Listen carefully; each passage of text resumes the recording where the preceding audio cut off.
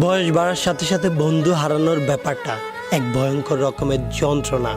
বয়স যত বাড়তে থাকে, দায়িত্ব, টেনশন, ব্যস্ততা সব কিছুই বাড়তে থাকে, শুধু একটা জিনিসই কমতে থাকে, সেটা হলো বন্ধুদের সংখ্যা।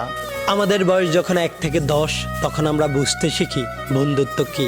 আমাদের বয়স যখন 10 থেকে 15, তখন আমরা শুধু একটা কথাই মানি, বন্ধুত্বই পৃথিবীর একমাত্র শক্তি, যে পাশে থাকলে নেই কোনো ভয়। আমি বন্ধুত্বের জোরেই করে ফেলতে পারবো এই পৃথিবীর জয়। আমাদের বয়স যখন 15 থেকে 18, তখন আমাদের বন্ধুত্বের আড্ডাটা চলে ঘন্টার পর ঘন্টা অনবরত। কত হাসি, কত ঠাট্টা সেই আড্ডাতে। করতাম কতই না প্ল্যানিং আর কতই না গল্প, যে আমাদের বন্ধুত্বের আড্ডাটা সারা জীবন এইভাবেই থাকবে, হবে না কখনো অল্প। অথচ আমাদের বয়স যখন 20 থেকে 22-এর কোঠায়, তখন আজ সবাই আড্ডাটা ভুলে নিজের ক্যারিয়ারের পিছনে দৌড়ায়।